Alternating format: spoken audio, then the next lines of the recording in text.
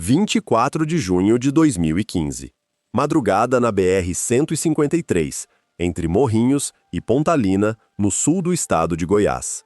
Um cantor sertanejo de 29 anos, no auge absoluto da carreira brasileira, morreu junto com a namorada de 19 anos depois que o carro em que estavam capotou em alta velocidade. Mas o que a maioria do Brasil ainda não juntou, 10 anos depois, é que aquilo foi muito mais do que um simples acidente de estrada. E o que aconteceu nas horas seguintes à morte de Cristiano Araújo é a parte mais devastadora dessa história inteira. Fica até o final, porque você vai entender qual é o sombrio segredo do acidente que acabou com Cristiano Araújo aos 29 anos. E por que a justiça brasileira, 3 anos depois daquela madrugada, declarou oficialmente que aquela morte tinha responsáveis com nomes e endereços conhecidos. Antes daquela madrugada de junho de 2015, com a Range Rover capotando na BR-153, e antes do vídeo que ia chocar o Brasil nas horas seguintes ao falecimento dele, tem uma coisa que você precisa entender. Porque o que aconteceu naquela estrada, com Cristiano Araújo e a jovem namorada Alana Moraes sendo arremessados para fora do carro, não começou ali. Começou meses antes, com a rotina que um dos cantores mais bem pagos do sertanejo brasileiro daquela geração tinha aceitado para sustentar o ritmo da carreira em ascensão.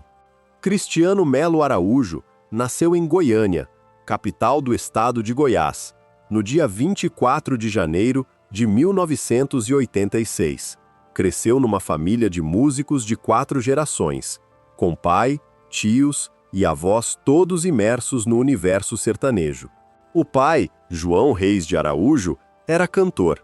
Cantava em bares locais, em festas, em pequenas casas de espetáculo do interior goiano.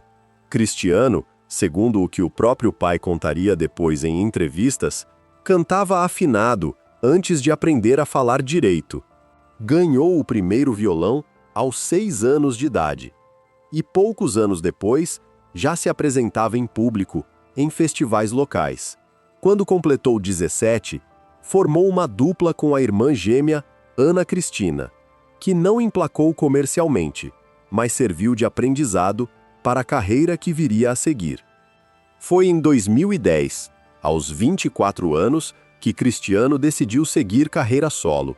O álbum Efeitos, lançado em 2011, com participações de duplas estabelecidas como Jorge e Mateus e Gustavo Lima, transformou Cristiano de cantor regional em fenômeno nacional do sertanejo universitário em poucos meses. Os hits foram caindo em sequência ao longo dos anos seguintes, com Você Mudou em 2012, Maus Bocados em 2013 e a dupla Cê Que Sabe e É Com Ela Que Eu Estou em 2014, dominando as paradas das rádios brasileiras simultaneamente.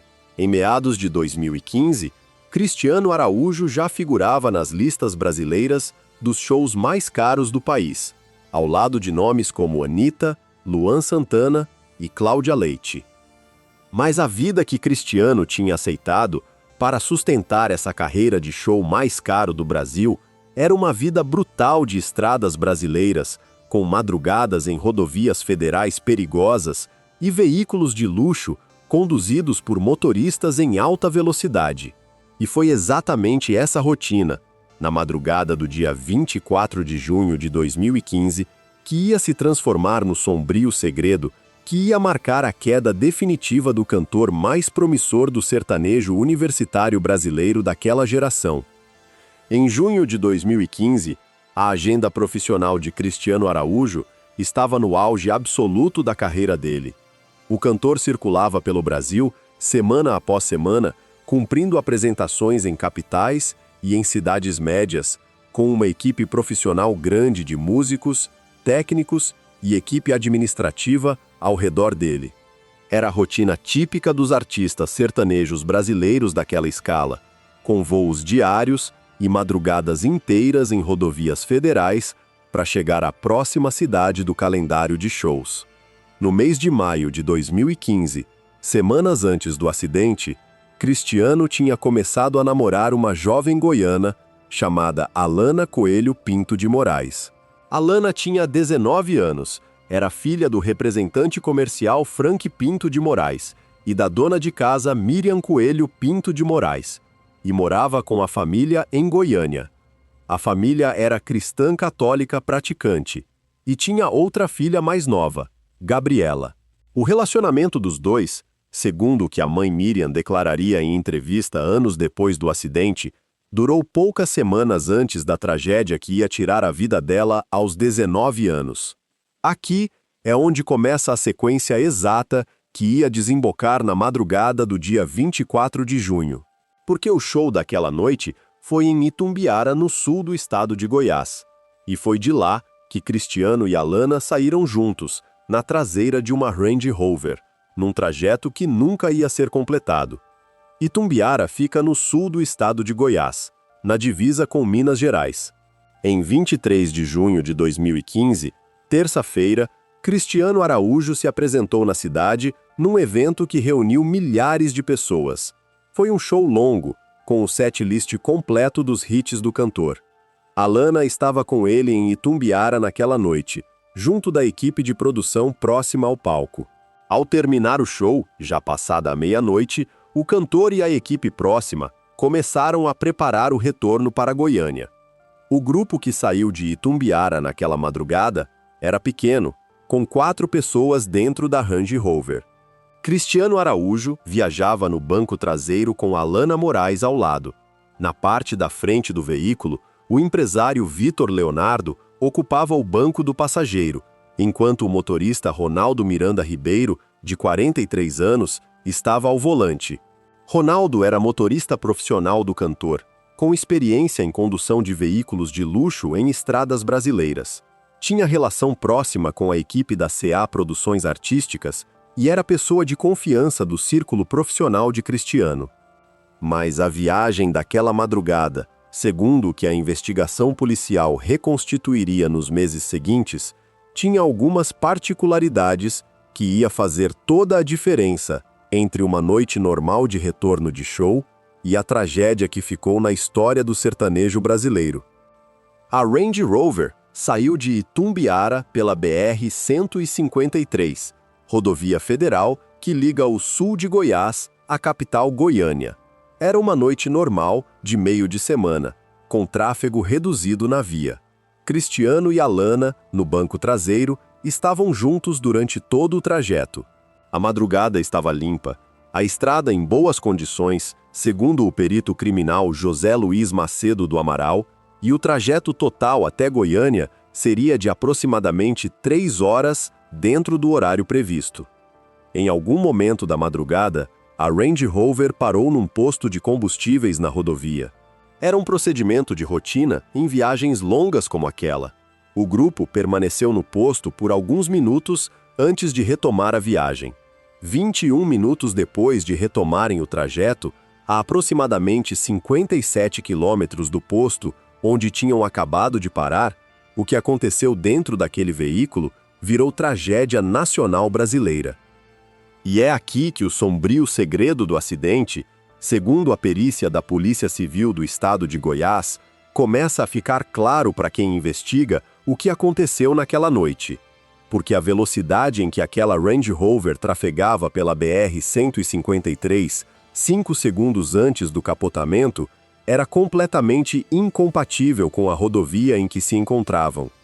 A perícia oficial da Polícia Civil do Estado de Goiás, concluída ao longo dos meses de julho e agosto de 2015, revelou dados que mudam completamente a interpretação pública daquele acidente da madrugada.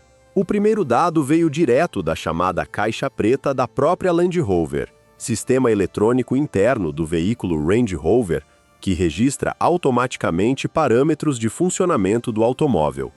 5 segundos antes do capotamento, segundo esse registro automático do próprio fabricante britânico, o veículo trafegava pela BR-153 a uma velocidade de 179 km por hora. O limite máximo permitido na rodovia, no trecho específico onde aconteceu o acidente, era de 110 km por hora.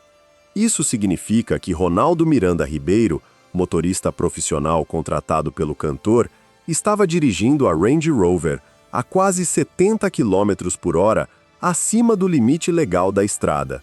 O excesso de velocidade era bruto, equivalente a quase 2/3 a mais do que a velocidade permitida em zona de rodovia federal brasileira. Em depoimento dado posteriormente à Polícia Civil do Estado, o próprio Ronaldo confessou que estava acima da velocidade permitida na rodovia. O delegado Fabiano Henrique Jacomeles, responsável pela investigação na época, relatou em entrevista pública que o motorista chorou constantemente durante o depoimento, expressando arrependimento profundo pelo que tinha acontecido naquela madrugada. Mas a velocidade excessiva, conforme a perícia técnica concluiria depois, foi apenas a primeira parte do que aconteceu dentro daquele veículo. Porque a Range Rover conduzida por Ronaldo Miranda na madrugada do 24 de junho não estava equipada com os pneus originais que o fabricante Land Rover instala de fábrica nos veículos vendidos no Brasil. As rodas do veículo tinham sido trocadas em algum momento anterior por outras, e essas substitutas, segundo a análise feita pelos peritos criminais brasileiros, apresentavam danos e não eram adequadas para as condições daquele automóvel em alta velocidade. O perito criminal José Luiz Macedo do Amaral, responsável pela análise técnica oficial, declarou em laudo público que a combinação dos dois fatores foi determinante para o desfecho trágico. Excesso de velocidade extrema somado a rodas inadequadas com danos. Quando a Range Rover entrou em determinado trecho da rodovia, a quase 180 km por hora, com rodas que não suportavam aquele tipo de exigência mecânica, o veículo perdeu o controle, saindo da pista e capotando violentamente várias vezes até parar fora do leito principal da rodovia.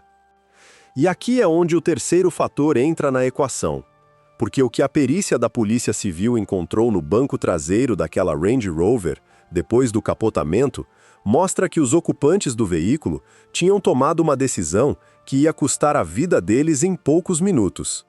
Conforme o relato oficial à revista Veja, dado por agentes da Polícia Rodoviária Federal que chegaram 2 minutos após o capotamento, os cintos de segurança dentro da Range Rover estavam intactos, na posição normal, na posição original, sem qualquer sinal de uso recente naquela viagem. Tudo indica, segundo as palavras textuais usadas no depoimento à imprensa, que os ocupantes do banco traseiro, Cristiano Araújo e Alana Moraes, não estavam usando o cinto de segurança no momento do capotamento.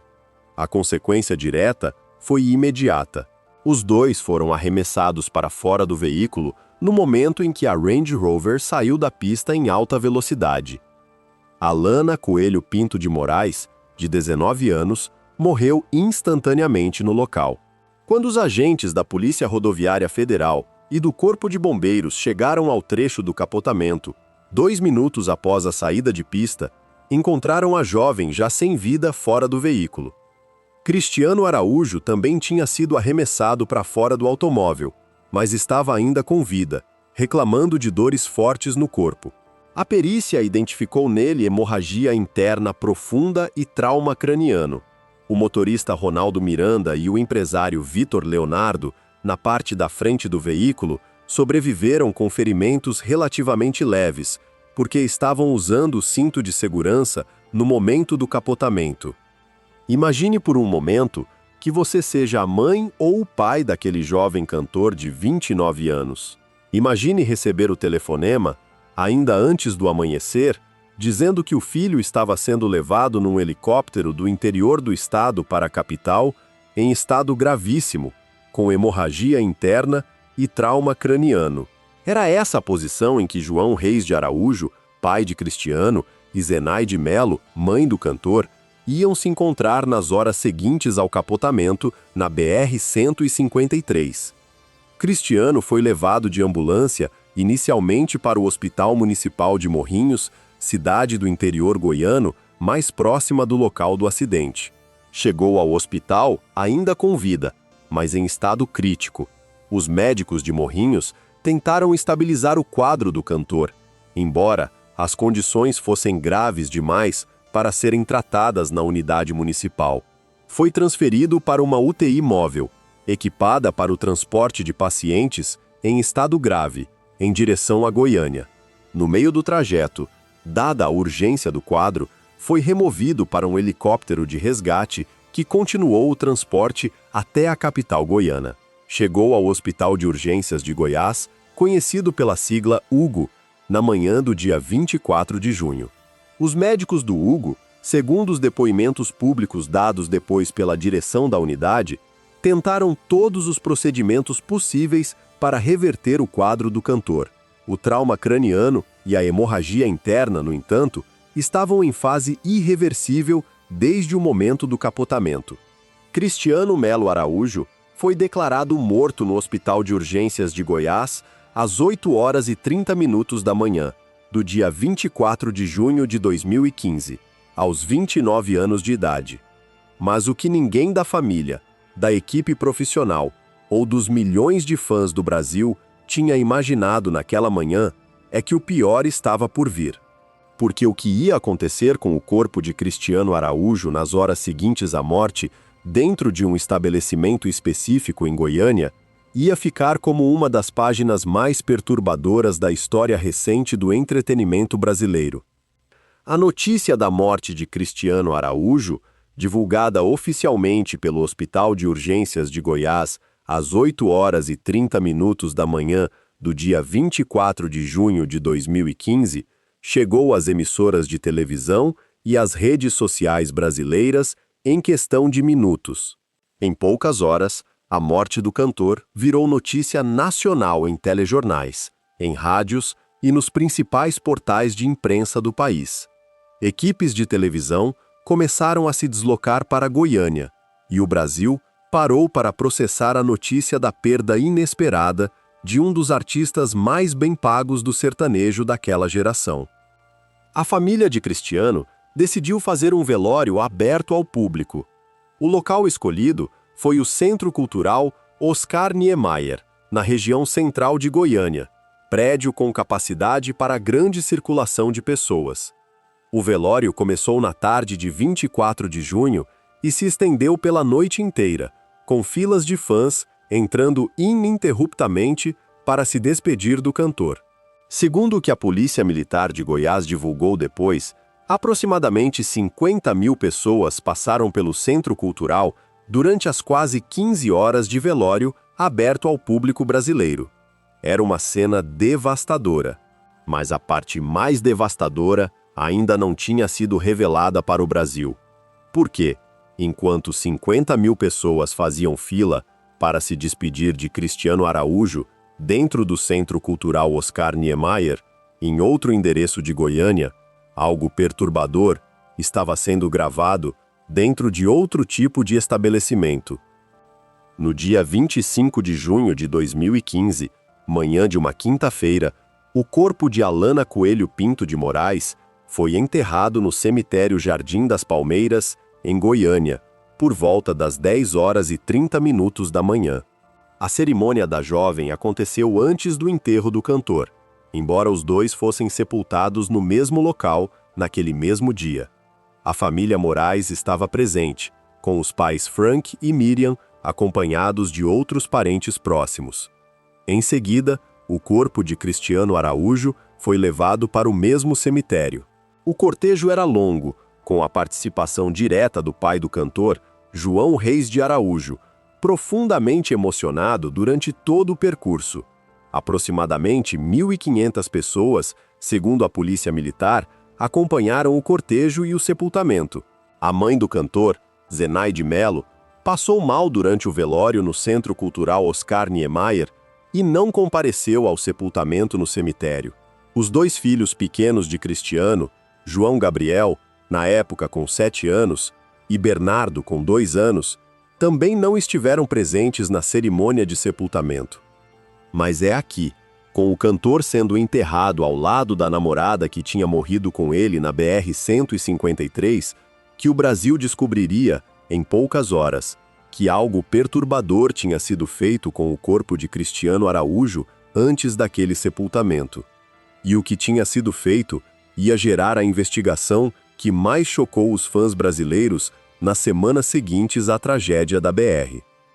Entre a morte de Cristiano Araújo no Hospital de Urgências de Goiás, na manhã de 24 de junho, e o sepultamento dele no cemitério Jardim das Palmeiras, na tarde do dia 25, o corpo do cantor passou pela etapa habitual de preparação técnica que antecede qualquer velório aberto ao público. Foi encaminhado para um estabelecimento de tanatopraxia, especializado nesse tipo de procedimento. O estabelecimento escolhido pela família de Cristiano foi a Clínica Oeste, em Goiânia, que prestava esse serviço sob contrato à família e à equipe do cantor. Foi dentro daquela clínica, em algum momento entre a noite de 24 de junho e a manhã do dia 25, que 2 funcionários do estabelecimento tomaram uma decisão que ia gerar uma das investigações criminais mais chocantes da história recente do entretenimento brasileiro. Um deles, identificado nos autos da Polícia Civil como Marco Antônio Ramos, de 41 anos, vestia uniforme de trabalho com a palavra tanatoestética escrita na frente, máscara cirúrgica no rosto e estava em pleno procedimento técnico de preparação do corpo do cantor. A outra, identificada como Márcia Valéria dos Santos, de 39 anos, auxiliava o procedimento e, segundo o que ela própria confirmaria depois em depoimento policial, tinha um celular na mão. Márcia ligou a câmera do celular e começou a filmar o procedimento que o colega estava fazendo no corpo de Cristiano Araújo. Nas imagens que viriam a circular publicamente dias depois, é possível ouvir Márcia rindo. Em determinado momento, ela diz para Marco Antônio uma frase que ficaria para sempre associada ao caso: "Tire a costela daí", referindo-se ao externo do cantor em tom de gargalhada. Marco Antônio segue executando o procedimento enquanto Márcia muda o ângulo da câmera para capturar diferentes partes do corpo antes de se autoposicionar dizendo: "Ah, eu paro aqui", encerrando a gravação clandestina dentro do estabelecimento. Isso aconteceu na noite de 24 de junho ou na manhã do dia 25 de 2015, dentro da Clínica Oeste, em Goiânia, com o corpo de Cristiano Araújo sobre uma maca. E o que veio depois daquela filmagem, nas horas seguintes ao momento em que o cantor foi enterrado no cemitério Jardim das Palmeiras, é o que ia gerar a indignação nacional que tomou conta do Brasil na semana seguinte. A gravação feita por Márcia Valéria dos Santos dentro da Clínica Oeste, na manhã do enterro de Cristiano Araújo, não foi pensada inicialmente para circulação pública. Segundo o que a própria Márcia confirmaria depois em depoimento à Polícia Civil de Goiás, ela mostrou as imagens a um amigo, Leandro Almeida Martins, de 24 anos, com a intenção, segundo o relato dela, apenas pessoal. Mas Leandro, segundo a apuração subsequente do delegado responsável, enviou as imagens para outras pessoas, e em poucas horas o material começou a circular em grupos de WhatsApp pelo Brasil inteiro. Em 25 de junho de 2015, mesmo dia do enterro do cantor, o vídeo começou a aparecer nas redes sociais brasileiras. A descoberta foi imediata. Fãs de Cristiano Araújo, que estavam ainda processando o luto pela morte recente do cantor, depararam-se com as imagens da preparação do corpo dele em grupos de WhatsApp e em postagens compartilhadas. A revolta foi nacional. A página oficial da Clínica Oeste no Facebook foi inundada por críticas violentas de fãs revoltados com o vazamento. Imagine, por um momento, que você fosse pai ou mãe daquele jovem cantor de 29 anos.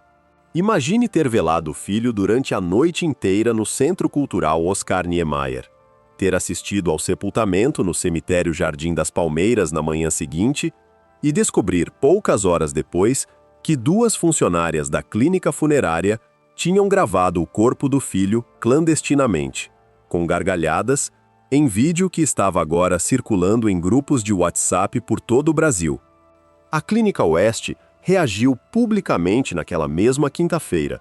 Em nota divulgada nas redes sociais e à imprensa brasileira, o estabelecimento repudiou as imagens gravadas pelos próprios funcionários informando que tinha tomado conhecimento do vazamento poucas horas antes e que tinha decidido demitir imediatamente os funcionários envolvidos. Marco Antônio Ramos e Márcia Valéria dos Santos foram desligados do quadro da clínica naquela mesma semana. A Polícia Civil de Goiás abriu inquérito formal para investigar o vazamento. O caso ficou sob a responsabilidade do delegado Eli José de Oliveira, titular do 4º Distrito Policial de Goiânia.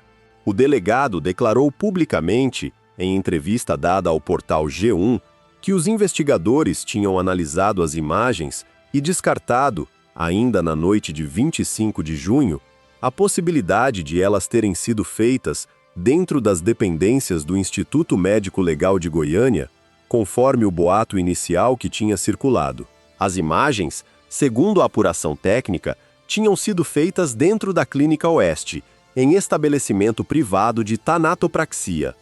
Em 1º de julho de 2015, uma semana após o vazamento do vídeo, o inquérito policial sobre o caso foi concluído pelo investigador Adriano Rezende, do 4º Distrito Policial de Goiás. 3 pessoas foram indiciadas pelo crime de vilipêndio a cadáver, tipificado no Código Penal brasileiro como o ato de profanar, desrespeitar ou ultrajar um corpo, com pena que vai de 1 a 3 anos de prisão. Os 3 indiciados foram Márcia Valéria dos Santos, de 39 anos, e Marco Antônio Ramos, de 41, os 2 funcionários da Clínica Oeste que aparecem no vídeo, mais Leandro Almeida Martins, de 24 anos, a pessoa identificada como responsável pela divulgação inicial das imagens em grupos de WhatsApp brasileiros. As consequências do vazamento, no entanto, foram além do indiciamento dos 3 responsáveis pela gravação e divulgação. O vídeo, depois de circular em grupos de WhatsApp, começou a ser indexado em buscas no Google brasileiro. Familiares e advogados da família de Cristiano Araújo entraram com ação judicial contra a empresa Google Brasil, para exigir a remoção do material das plataformas digitais. A justiça brasileira deu razão à família. Em decisão posterior, o Google foi multado em R$50 mil pela manutenção do vídeo nos resultados de busca, apesar de notificações repetidas para a remoção das imagens. Mas se você acha que ali terminou a história, está enganado. Porque o caso do vídeo macabro da Clínica Oeste, por mais chocante que tivesse sido em junho e julho de 2015, era apenas a primeira camada do que estava por vir. E a segunda camada, que ia surgir nos meses seguintes ao enterro, tinha a ver com uma disputa familiar que ninguém esperava, sobre algo que Cristiano Araújo, em vida, jamais tinha imaginado. Nas semanas seguintes ao enterro de Cristiano Araújo, o caso do vídeo macabro da Clínica Oeste começou a perder espaço nos noticiários brasileiros, dando lugar a outra dimensão pública da tragédia. A figura de Cristiano, antes vista pelo público brasileiro principalmente através das músicas e do palco, passou a ser objeto de uma disputa pública envolvendo a família do cantor, o círculo profissional próximo e uma série de reivindicações sobre a herança do artista que ainda tinha 29 anos na hora da morte. O primeiro conflito veio ainda em julho de 2015, com a aparição pública de uma mulher, que se identificou como mãe de um suposto filho de Cristiano Araújo. A mulher, em entrevista dada à imprensa brasileira, pediu publicamente a realização do exame de DNA pós-morte para confirmar a paternidade da criança. Em declaração registrada nos noticiários da época, a mãe afirmou: não era por dinheiro. Em outra entrevista subsequente, ela declarou: vou até o fim. Era a primeira de uma série de reivindicações que iam surgir, nos meses seguintes, sobre a paternidade do cantor goiano e os bens deixados por ele. Aqui é onde a história começa a ficar mais complexa para a família de Cristiano, porque o cantor, oficialmente, tinha 2 filhos reconhecidos publicamente em vida. Mas o que ia surgir nos meses seguintes ao enterro mostraria que a vida pessoal do artista, longe das telas e do palco, tinha mais camadas do que o público brasileiro tinha imaginado. Os dois filhos oficiais de Cristiano Araújo eram João Gabriel, na época do acidente com 7 anos de idade, fruto do relacionamento anterior com Luana Rodrigues, e Bernardo, com 2 anos, do relacionamento posterior com Elisa Leite. As duas crianças cresceram em casas separadas, com as respectivas mães. A rotina de shows pelo Brasil reduzia o tempo de convivência presencial entre o cantor e os filhos, embora as famílias mantivessem contato regular antes da morte do pai em junho de 2015. Em paralelo às reivindicações de paternidade que iam surgir nos meses seguintes, começou a se desenvolver um conflito interno mais profundo dentro do círculo familiar e profissional de Cristiano.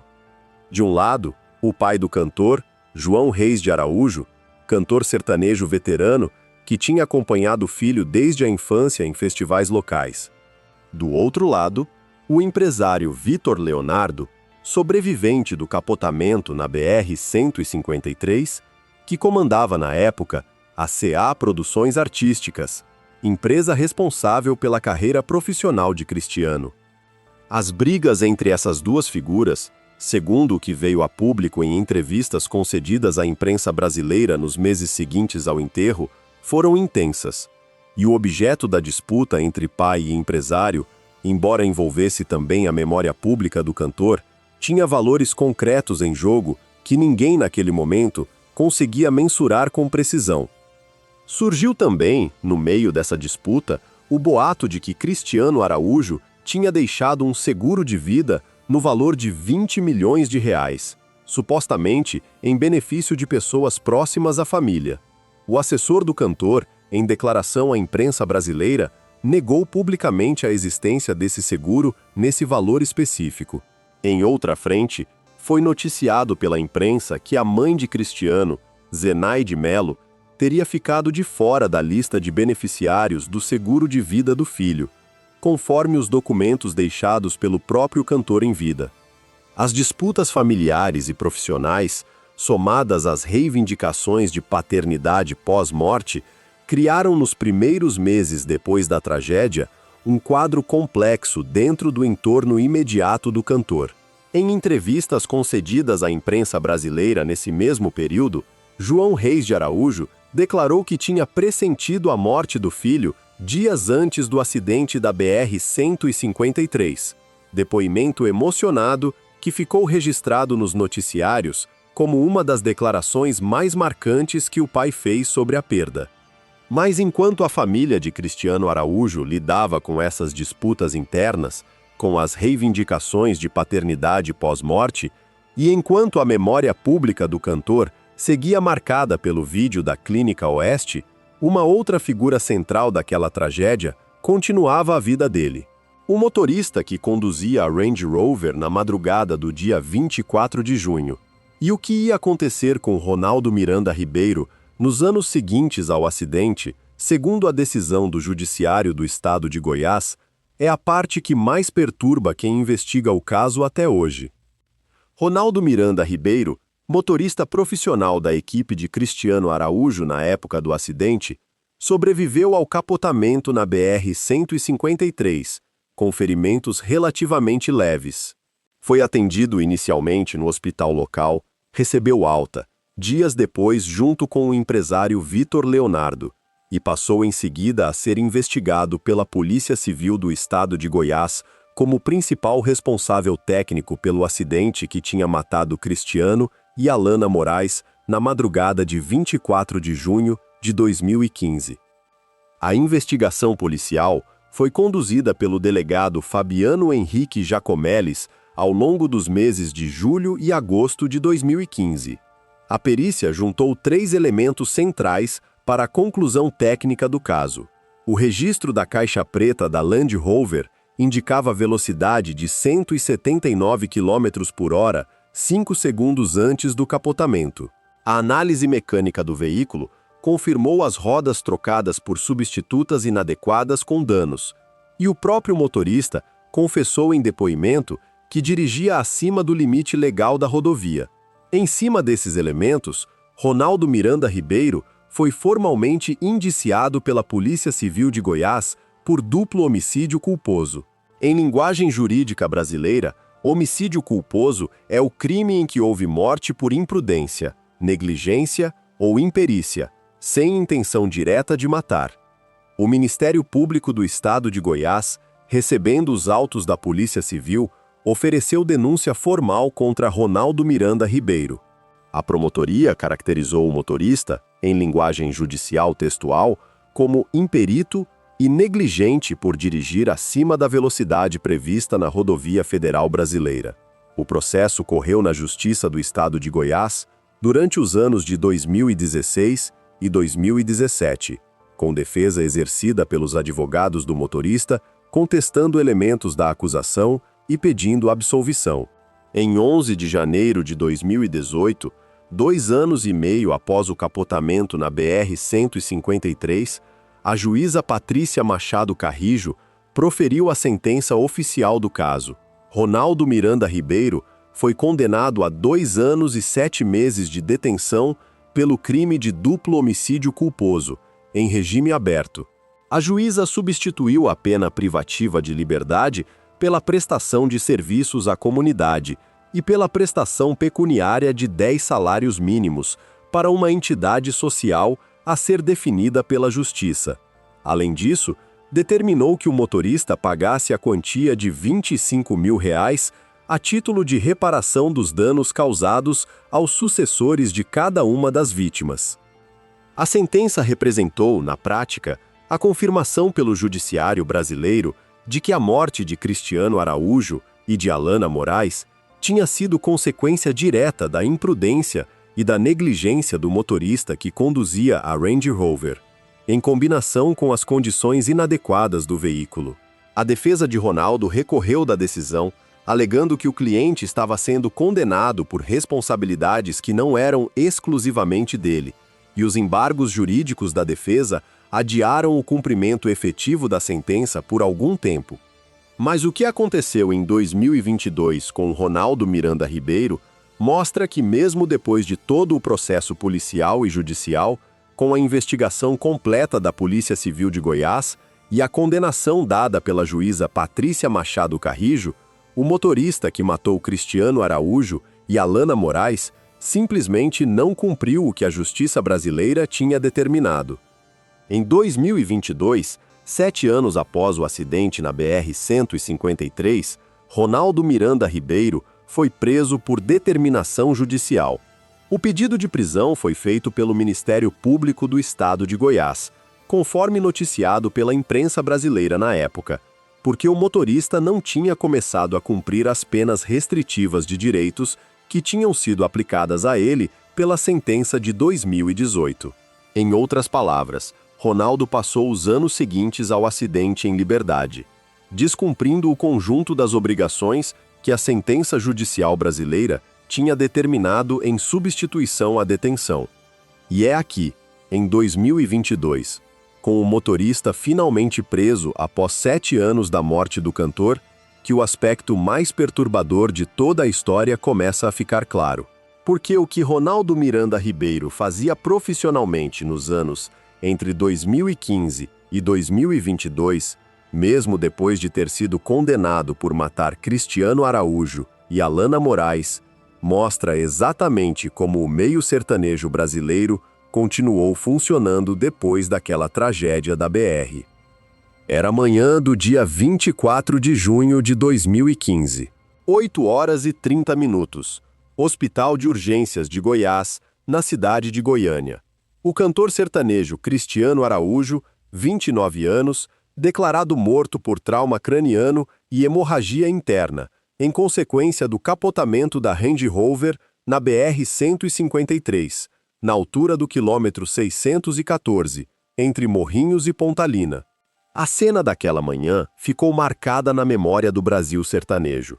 Cristiano Araújo, no momento da morte, tinha 3 milhões de seguidores nas redes sociais brasileiras, com hits como Efeitos e Cê Que Sabe dominando as paradas das rádios do país, e figurava nas listas dos shows mais caros do Brasil daquela geração, ao lado de nomes como Anitta, Luan Santana e Cláudia Leite. Deixou 2 filhos pequenos órfãos do pai famoso, com 7 e 2 anos de idade, e levou com ele, no mesmo capotamento da Range Rover, a jovem namorada Alana Moraes, de apenas 19 anos. Tudo numa única madrugada de meio de semana brasileira. Mas a parte mais devastadora da história, conforme veio à tona ao longo dos anos seguintes, é o que aconteceu depois daquela morte. Porque o homem que conduzia a Range Rover na madrugada da BR-153, condenado em janeiro de 2018 por homicídio culposo duplo e finalmente preso em 2022 por não cumprir as penas, continuou exercendo a mesma profissão dentro do mesmo meio que tinha matado Cristiano Araújo e Alana Moraes. Aqui é onde tudo se conecta, porque Ronaldo Miranda Ribeiro, ao longo dos anos que se seguiram ao acidente de junho de 2015, mesmo durante o processo judicial brasileiro, que culminou na sentença da juíza Patrícia Machado Carrijo, em janeiro de 2018, continuou trabalhando como motorista profissional dentro do meio sertanejo brasileiro. E hoje, segundo o que veio a público em reportagens publicadas pela imprensa brasileira em diferentes anos depois do acidente, ele é motorista do sertanejo Marrone, da dupla Bruno e Marrone, dupla histórica do sertanejo nacional.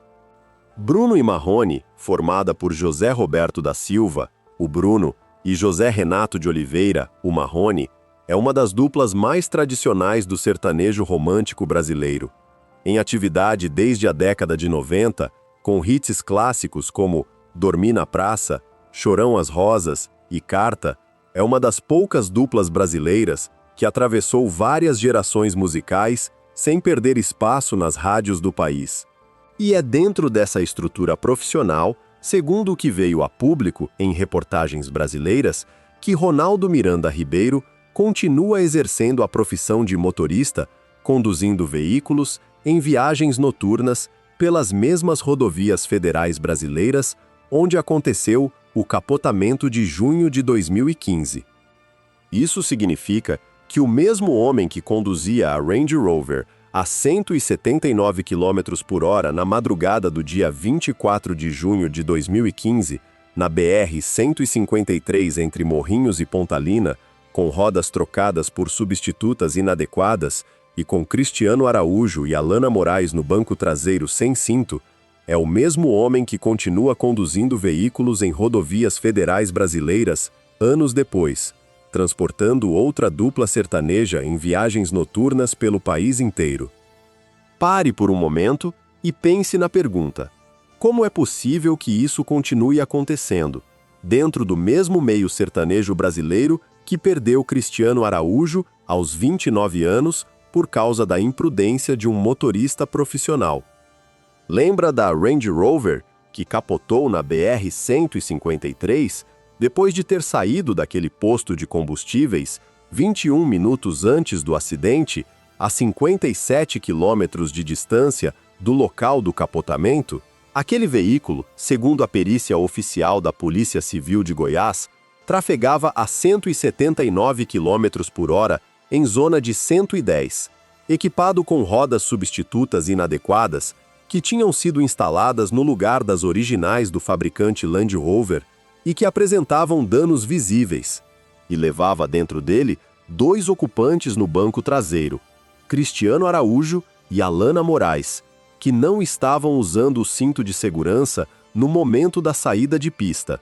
Lembra do vídeo gravado dentro da Clínica Oeste, em Goiânia, entre a noite de 24 de junho e a manhã do dia 25? Aquela gravação, feita por Márcia Valéria dos Santos durante o procedimento técnico de preparação do corpo de Cristiano Araújo para o velório aberto, com gargalhadas e com a frase "tire a costela daí", referindo-se ao externo do cantor, ficou como uma das páginas mais perturbadoras da história do entretenimento brasileiro recente. 3 pessoas foram indiciadas pelo crime de vilipêndio a cadáver. O Google foi multado em R$50 mil pela manutenção do material nas plataformas digitais e a memória de Cristiano Araújo ficou marcada por essa violação póstuma, mesmo depois do enterro no cemitério Jardim das Palmeiras. Lembra dos cintos de segurança encontrados intactos dentro da Range Rover, na posição normal, sem qualquer sinal de uso recente naquela viagem? Aquele detalhe da perícia, registrado oficialmente pelos agentes da Polícia Rodoviária Federal e relatado depois à revista Veja, foi o que permitiu à Polícia Civil de Goiás concluir, durante a investigação, que Cristiano Araújo e Alana Moraes tinham sido arremessados para fora do veículo no momento exato do capotamento. A combinação fatal daquela madrugada envolveu 3 fatores juntos, atuando ao mesmo tempo dentro da mesma viagem: velocidade extrema bem acima do limite legal, rodas inadequadas instaladas em substituição às originais do fabricante e ausência completa de cinto de segurança no banco traseiro do veículo. Lembra do caixão de Cristiano Araújo, colocado no Centro Cultural Oscar Niemeyer de Goiânia, com 50 mil pessoas em fila durante quase 15 horas seguidas para se despedir do cantor sertanejo mais promissor daquela geração? Aquela cena, registrada por equipes de televisão brasileiras durante a noite de 24 e a manhã de 25 de junho de 2015, foi a despedida pública mais massiva do sertanejo universitário até aquele momento. Aconteceu com o corpo do cantor de 29 anos colocado perto da grade que separava o público do caixão, por decisão da família para retribuir o carinho dos fãs. Mas é aqui que o sombrio segredo do acidente fica completo, porque cada uma dessas 5 peças, a Range Rover capotada, as rodas inadequadas, o vídeo macabro da Clínica Oeste, os cintos intactos na posição normal e o caixão no Centro Cultural Oscar Niemeyer, conectadas pela investigação da Polícia Civil de Goiás e pela sentença do Judiciário, formam juntas uma única conclusão devastadora. Cristiano Araújo, oficialmente, morreu num acidente de carro na BR-153, na madrugada do dia 24 de junho de 2015. Mas o que a investigação da Polícia Civil de Goiás revelou nos meses seguintes, em sucessão direta com o indiciamento de Ronaldo Miranda Ribeiro por duplo homicídio culposo, a denúncia oferecida pelo Ministério Público do Estado e a sentença da juíza Patrícia Machado Carrijo, em janeiro de 2018, é que aquela morte teve responsáveis com nomes e endereços conhecidos. Foi consequência direta de um conjunto de imprudências e negligências que o judiciário brasileiro juridicamente declarou como crime contra a vida. E foi por isso que mataram ele. Por velocidade extrema combinada com rodas trocadas, sem cinto, dentro do descuido sistemático do meio sertanejo brasileiro. A morte de Cristiano Araújo naquela madrugada da BR-153 foi, segundo o que o judiciário brasileiro declarou em janeiro de 2018, consequência direta de decisões erradas que receberam o nome técnico exato dentro da lei: homicídio culposo duplo. A história de Cristiano Araújo, no fundo, fala sobre uma coisa que ultrapassa o caso individual dele. Fala sobre o preço que o sertanejo brasileiro tem cobrado, geração após geração, dos próprios artistas que consagra. Fala sobre as madrugadas em rodovias federais, sobre os veículos de luxo conduzidos em alta velocidade por motoristas profissionais, pressionados pela agenda dos shows, e sobre o sistema inteiro de produção musical que aceita esse tipo de logística como custo razoável do negócio. Cristiano Araújo foi uma das grandes perdas do sertanejo universitário brasileiro daquela década. Em 5 de novembro de 2021, 6 anos depois da BR-153, outra estrela do gênero morreu em circunstâncias parecidas. Marília Mendonça, 26 anos, intérprete de Infiel e de tantos outros sucessos do feminejo brasileiro, morreu em um acidente aéreo na região da cidade de Caratinga, em Minas Gerais, quando o avião em que viajava bateu numa torre de linha de alta tensão durante a aproximação para pouso. Marília tinha sido amiga de Cristiano Araújo em vida, e os dois compartilhavam o mesmo tipo de rotina profissional brasileira de viagens constantes pelo país. Em janeiro de 2025, 10 anos depois da morte de Cristiano e 4 anos depois da morte de Marília Mendonça, a gravadora Som Livre lançou um dueto póstumo entre os dois artistas. A canção, intitulada De Quem é a Culpa, tinha sido gravada por Cristiano antes da morte dele, em 2015, e ficado guardada na gaveta para um projeto futuro. Marília Mendonça gravou a parte dela depois, numa homenagem ao colega que tinha morrido na BR-153. Quando o dueto chegou às plataformas digitais brasileiras em janeiro de 2025, com a voz dos dois cantores juntos, a coincidência ficou clara para o público brasileiro. Os dois artistas que cantavam aquela música tinham morrido em tragédias parecidas, dentro do mesmo sistema de produção musical sertaneja, em estradas e ares brasileiros. E é aqui que a pergunta mais perturbadora desta história aparece para quem acompanha o caso até hoje. Quantas estrelas mais o sertanejo brasileiro vai perder em viagens noturnas de rodovia, em aviões pequenos que cruzam o interior do país, com motoristas e pilotos pressionados pela agenda dos shows, antes que algo mude dentro do sistema de produção musical que continua funcionando do mesmo jeito desde a década de 90. A morte de Cristiano Araújo em junho de 2015 e a morte de Marília Mendonça em novembro de 2021 foram apenas as duas perdas mais visíveis daquela geração do sertanejo brasileiro. O gênero acumula casos parecidos ao longo das últimas décadas, com tragédias menos divulgadas, envolvendo membros de equipes técnicas mortos em viagens noturnas que nunca chegaram às manchetes principais dos jornais nacionais. O padrão se repete num cenário onde os artistas circulam pelo país inteiro, cumprindo agendas que envolvem dezenas de cidades por mês, com deslocamentos noturnos contínuos por rodovias federais brasileiras que apresentam índices elevados de mortalidade no trânsito. A BR-153, onde Cristiano Araújo e Alana Moraes morreram naquela madrugada de 2015, é uma das rodovias federais mais movimentadas do interior brasileiro.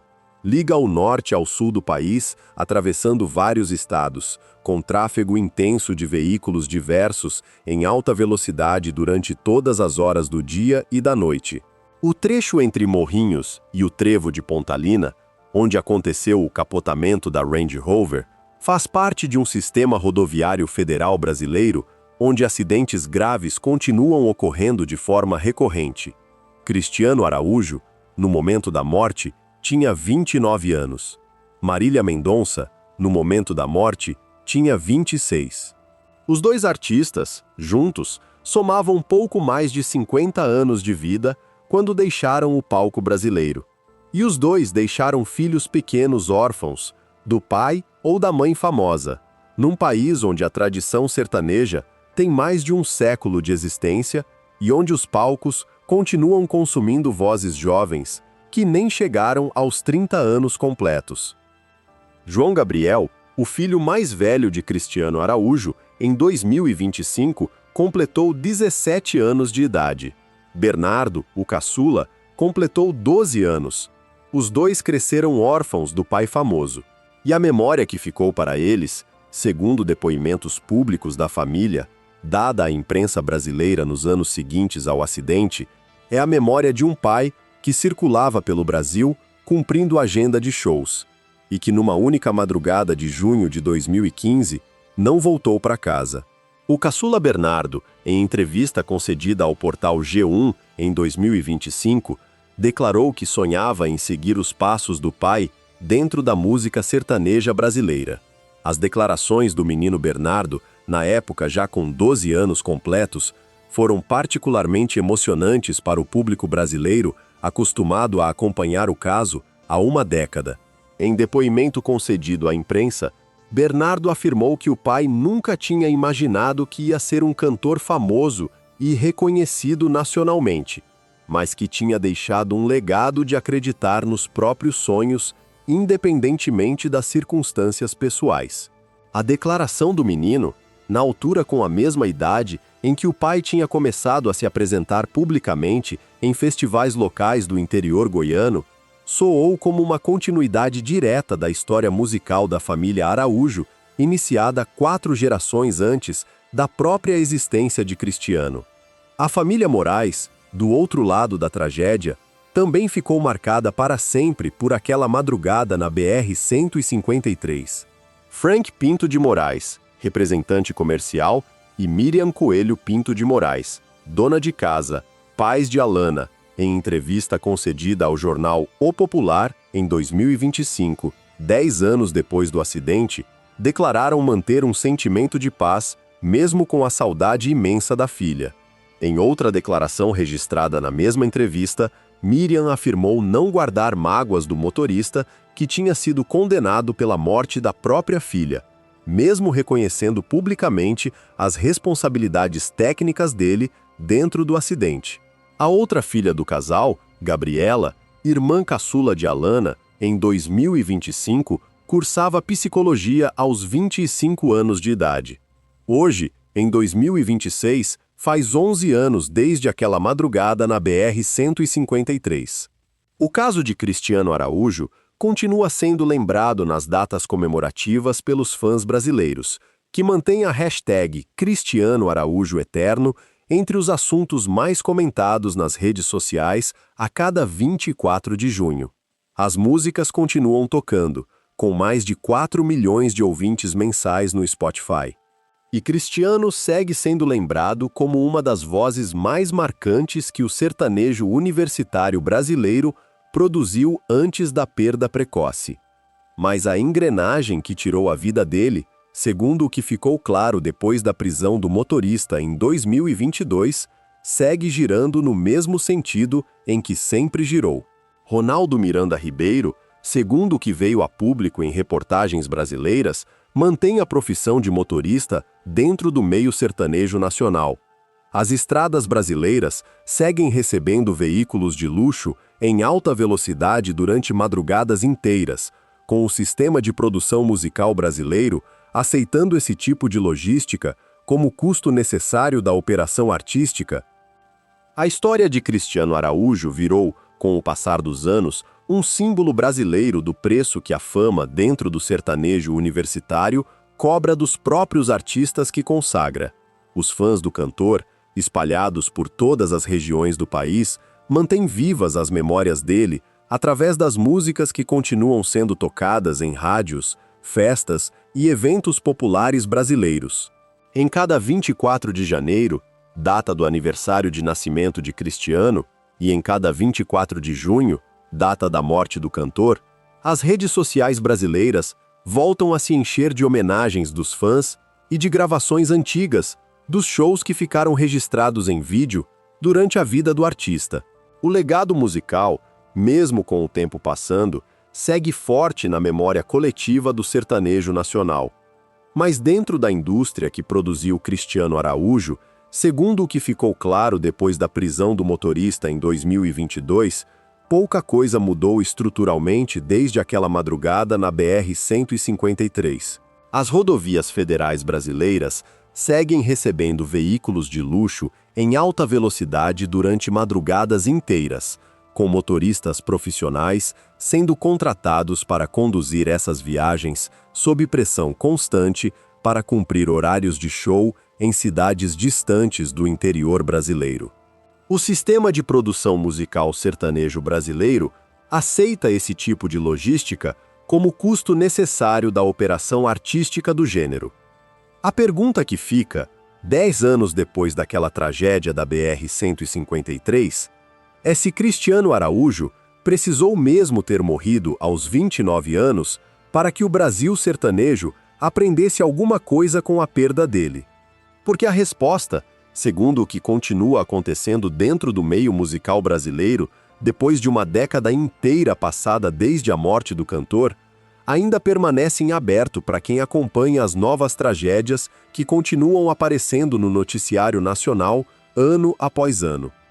Para os ouvintes brasileiros que cresceram com a voz de Cristiano Araújo nas rádios do país durante o auge da carreira dele entre 2011 e 2015, a sensação que ficou foi a de uma despedida que não devia ter acontecido naquele momento da vida do artista. Cristiano deixava álbuns inéditos guardados na gaveta, projetos musicais em andamento que nunca chegariam aos palcos brasileiros.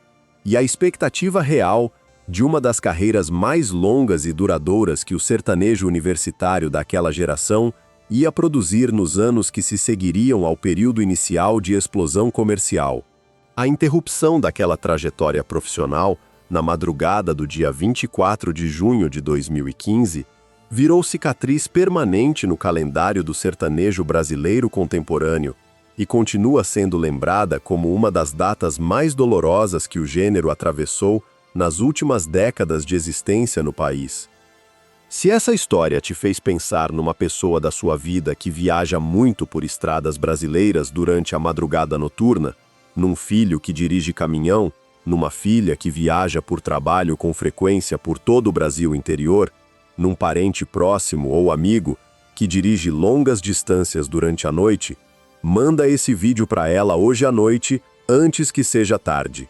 Porque o cinto de segurança que Cristiano Araújo e Alana Moraes não estavam usando no momento do capotamento na BR-153 pode ser a única coisa que separa uma chegada normal em casa de uma manchete nacional de jornal brasileiro. E é melhor que essa pessoa que você ama saiba disso hoje, antes que seja tarde demais para ela também.